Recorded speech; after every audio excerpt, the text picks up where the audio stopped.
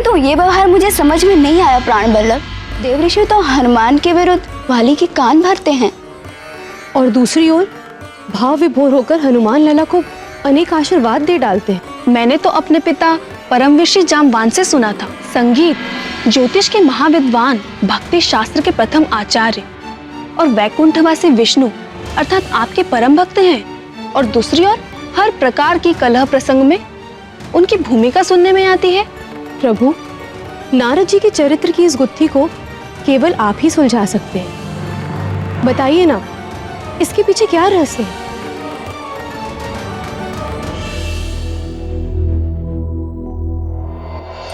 श्रद्धेय नारद जी, सृष्टिकर्ता ब्रह्मा जी के 17 मानस पुत्रों में से एक है। ये 17 पुत्र मानसिक संकल्प मात्र से ब्रह्मा जी ने अपने शरीर के विभिन्न अंगों से उत्पन्न किए।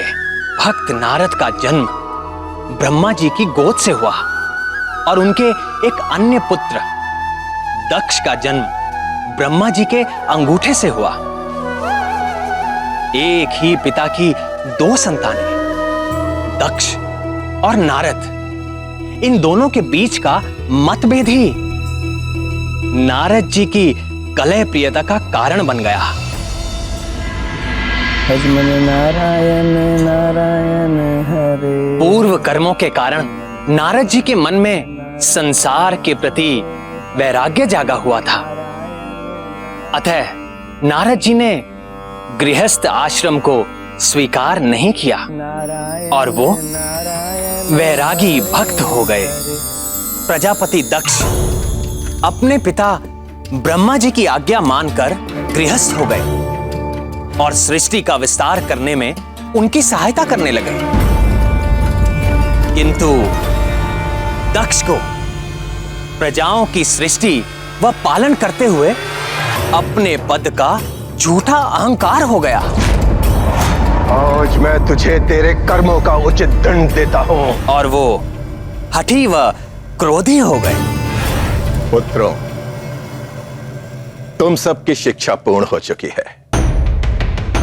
अब मेरी इच्छा है कि तुम सब विवाह कर लो और गृहस्थ हो जाओ और सृष्टि को फैलाने में मेरा सहयोग करो। हरि ओम तत्सत। किंतु पिताजी, हमारे बड़े भाइयों ने सन्यास का मार्ग चुना और हमारे मन में भी दुविधा है। दुविधा? कैसी दुविधा? पिता की आज्ञा मानना तुम्हारा परम धर्म है और उसी में तुम्हारा परम कल्याण भी, यही शास्त्र कहते हैं। हरि ओम तत्सत। किंतु तात नारद तो कहते हैं। उस कपटी का नाम भी मत लो।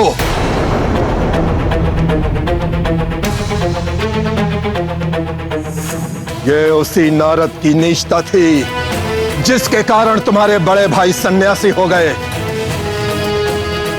उस दुष्ट नारद ने उनकी बुद्धि को भ्रष्ट कर दिया था। हे गोविंद, प्रजापति दक्ष के वे कौन से पुत्र थे जिनको नारद जी ने सन्यासी बना दिया?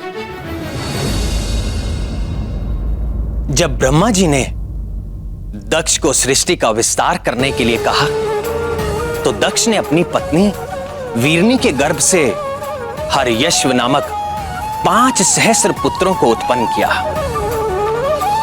नारद जी ने उन्हें गृहस्थ आश्रम के विरुद्ध उपदेश देकर सन्यासी बना दिया। इस प्रसंग में भी नारद का कोई दोष नहीं था। उन दक्ष पुत्रों की बुद्धि गृहस्थ आश्रम में नहीं थी। अपने पूर्व कर्मों के कारण वो सन्यास के अधिकारी हो ही चुके थे। नारद ने केवल उन्हें प्रेरणा भर दी। तो प्रजापति दक्ष ने फिर क्या किया? देखो मेरे पुत्रों, मेरे पास क्या नहीं है। धन संपदा है, पशुधन है, राज्य है, हंसता खेलता परिवार है मेरा। संसार का हर सुख मुझे उपलब्ध है। क्यों? क्योंकि मैं गृहस्थ हूं और गृहस्थ आश्रम ही आत्म कल्याण का शास्त्र सम्मत मार्ग है। और तुम लोग भी गृहस्थ हो गए। ये मेरी इच्छा ही नहीं, मेरा आदेश भी है। हरिओम तत्सत। स्मरण रहे, अपने उस ढोंगी नारद से दूर ही रहना, उसके निकट भी मत जाना। यदि वो निकट आए तो तुम लोग उससे दूर चले जाना। यदि वो फिर भी बोले तो अपने कान ढक लेना। समझ गए ना?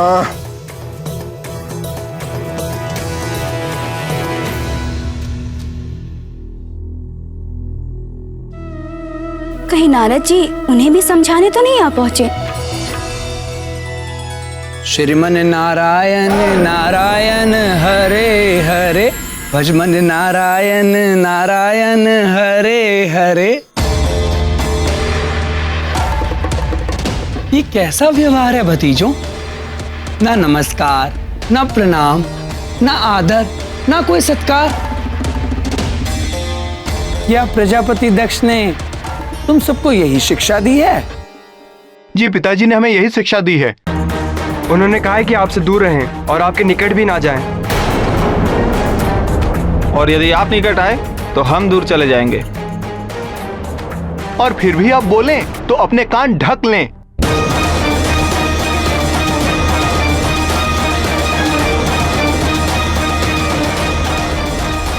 पिताश्री ने हमें बता दिया है, आत्म कल्याण का सच्चा मार्ग गृहस्थ धर्म ही है। हम गृहस्थ बनेंगे और सदैव सुखी रहेंगे। किंतु प्रजापति दक्ष भी तो गृहस्थ हैं। वे सदैव सुखी क्यों नहीं रह पाते? सोचो सोचो।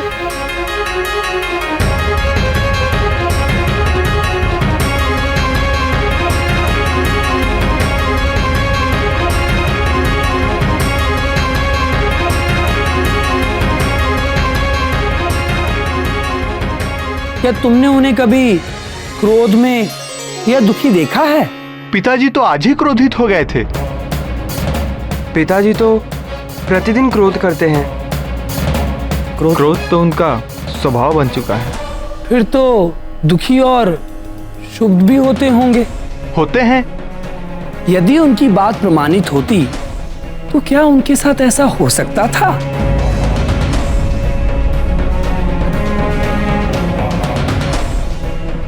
नहीं।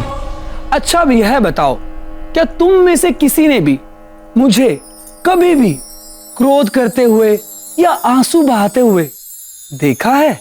नहीं, आप तो सदैव प्रसन्न मुद्रा में ही रहते हैं। क्या मैं गृहस्थ हूं? नहीं।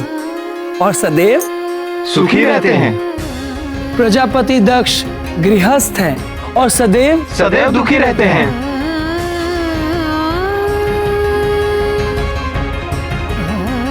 क्या रहस्य है तात? हमें भी समझाइए। वैराग्य, इच्छाओं से मुक्त होते ही व्यक्ति के सारे दुख समाप्त हो जाते हैं। ऐसा नहीं कि वैवाहिक व्यक्ति सदैव दुखी ही रहेगा, पर साधारण मनुष्यों के लिए विवाह करना और सुख भी पाना बड़ा ही कठिन है। भगवान महादेव और जगदम्बा पार्वती का विवाह सफल है क्योंकि उनमें सांसारिक इच्छाएं नहीं हैं। उनसे उपजने वाले लोभ, मोह और क्रोध जैसे भाव नहीं हैं।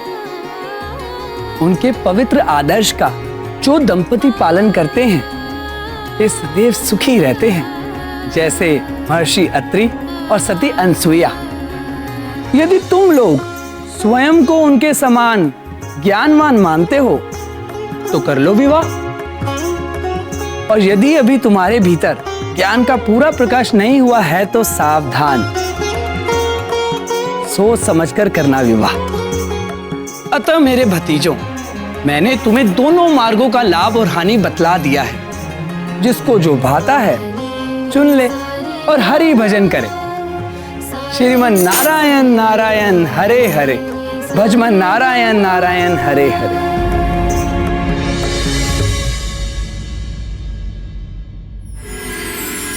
प्रिय नारद ने दक्ष के उन 1 सहस्त्र पुत्रों को भी सन्यासी बना दिया और पृथ्वी के कोने कोने में भेज दिया। प्रजापति दक्ष ने फिर क्या किया? उनको तो बड़ा क्रोध आया होगा। आया, और उसी क्रोध के आवेश में उन्होंने नारद जी को श्राप दे डाला। अपने ही वंश बेल को काटने वाले वंश खाते ही आज मैं तुझे तेरे कर्मों का उचित दंड देता हूं। जिस प्रकार तूने मेरे पुत्रों को पृथ्वी के कोने कोने में भटकने के लिए भेज दिया है, उसी प्रकार तू भी सारे संसार में भटकता रहेगा, भटकता रहेगा, भटकता रहेगा। 2 घड़ी से अधिक तू कभी भी किसी स्थान पर नहीं टिक सकेगा और सारे ब्रह्मांड में तू कलह प्रिय के नाम से कुख्यात हो जाएगा, कुख्यात हो जाएगा, कुख्यात हो जाएगा। यदि श्रद्धेय नारद जी चाहते तो वो भी पलटकर दक्ष को श्राप दे सकते थे, किंतु अपने निर्मल संत स्वभाव के चलते उन्होंने दक्ष के श्राप को मेरी इच्छा मानकर चुपचाप स्वीकार कर लिया। और विडंबना यह है कि अपने इन्हीं श्रापों के कारण नारद जी सारे संसार में घूम घूम कर लोक कल्याण करते हैं और सर्वत्र सम्मानित होते हैं। किसी भी कर्म का चरित्र उसके परिणाम से उजागर होता है। नारद जी जो भी करते हैं उसका परिणाम सदैव लोक कल्याण ही होता है। नारद जी अपने समर्पण और भक्ति के कारण अनेक प्रकार की शक्तियों से संपन्न है। वे भूत व भविष्य की भी ज्ञाता है। नारद जी ये जानते थे कि हनुमान लल्ला पर कुछ प्रभाव न पड़ेगा और वाली के विष देने से हनुमान लल्ला का क्या गया, उल्टे हनुमान लल्ला को तो दिव्य कुंडल और प्राप्त हो गए। हे प्राणवल्लभ, हनुमान लल्ला इतने प्यारे क्यों हैं? मन करता है उन्हें गोद में उठाकर हृदय से लगाकर जी भरकर दुलार करूं। कुछ बालक होते ही ऐसे हैं जो हर देखने वाले का हृदय हर लेते हैं। बधाई हो महारानी जी, बधाई हो महाराज। देखो पुत्र, ये है दाई माँ।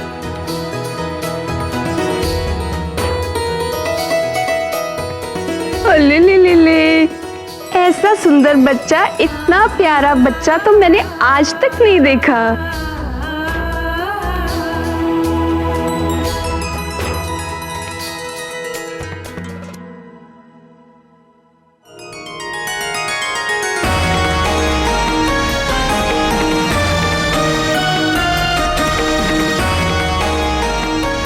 आज मैं बहुत प्रसन्न हूँ।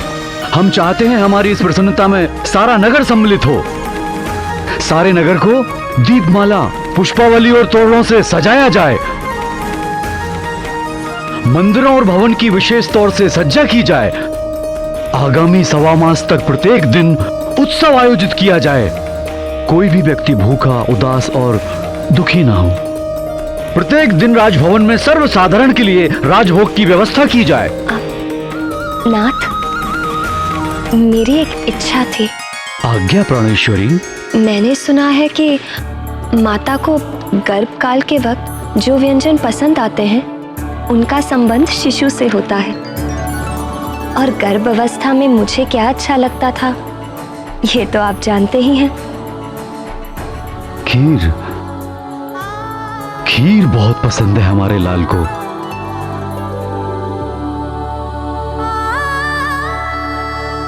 मैं चाहती हूँ कि अन्नप्राशन तक प्रतिदिन नगरवासी खीर खाकर तृप्त रहें।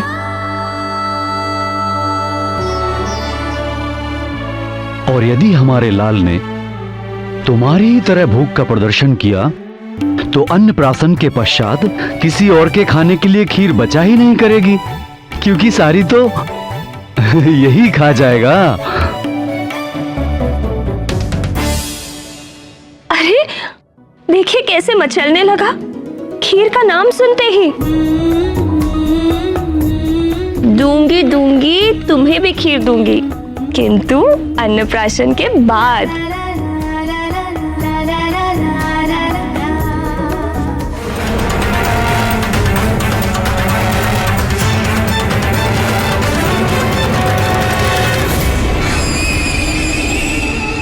इतने वर्षों के पश्चात युवराज के जन्मोत्सव का ये शुभ अवसर आया है। प्रातःकाल के उस अलौकिक तेज को पंडितों ने बड़ा ही शुभ सगुन बताया है। वो दिव्य तेज हमारे युवराज की देह से ही निकला था। क्या? तब तो निश्चित ही किसी दिव्यात्मा ने अवतार लिया है हमारे युवराज के रूप में।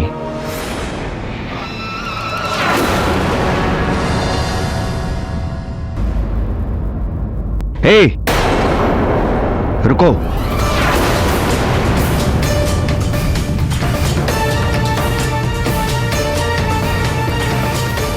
लो भाई, मुंह मीठा करो, खीर खा लो। अरे संकोच मत करो, तुम जानते नहीं हो क्या, युवराज ने जन्म लिया है। ले लो।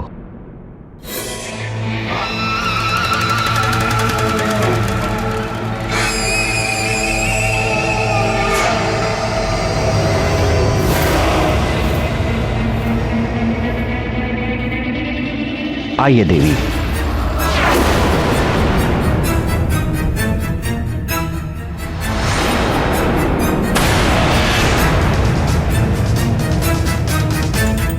अब तो खीर से घृणा हो गई है। एक बार बच गया, पर मुझ महानतम का वार व्यर्थ नहीं जाएगा हर बार।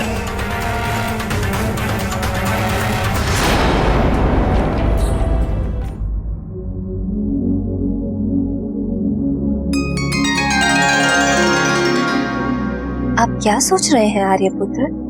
मुझे लगा, क्या लगा? प्रातःकाल से आंजने मुझे कुछ भारी लगा। ऐसी बात ना कीजिए, शिशु को माता पिता की दृष्टि ही लग जाती है।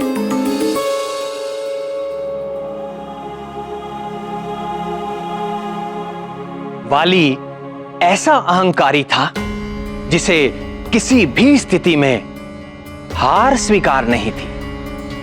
हनुमान लला को मारने में एक बार असफल हो जाने पर निराश होना तो दूर, उल्टे और हट पर अड़ गया।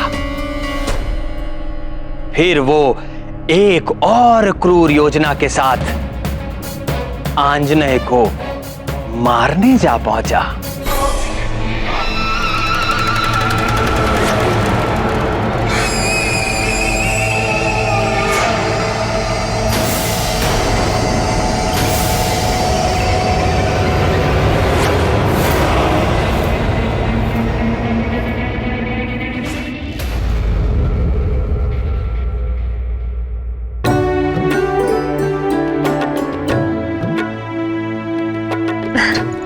लाइए, केसरी नंदन को मुझे दे दीजिए।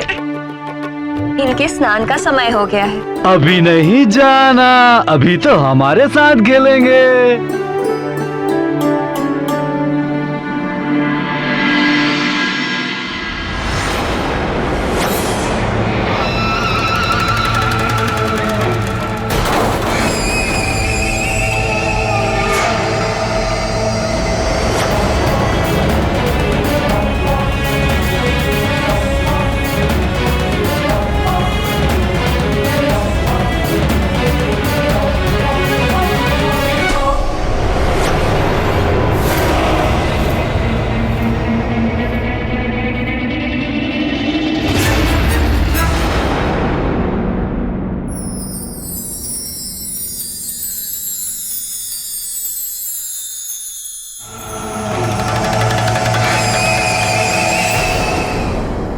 आज तो मेरे केसरी नंदन के स्वास्थ्य को उसके पिताजी ही दृष्टि लगा रहे थे ना? कोई बात नहीं, अब मैं सारी दृष्टियों का उपचार किए देती हूँ। अब मेरे प्यारे लाल को नहीं लगेगी कोई दृष्टि, आशीष देती सारी सृष्टि। ममता प्रेम की जो वृष्टि, अब न लगेगी कोई कुदृष्टि।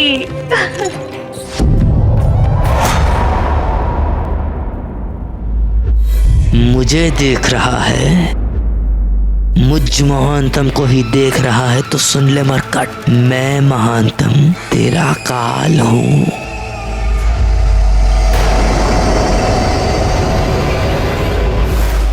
राम भक्त महाबली हनुमान को जानना हो तो चैनल को सब्सक्राइब करें और बेल आइकॉन दबाना न भूलें।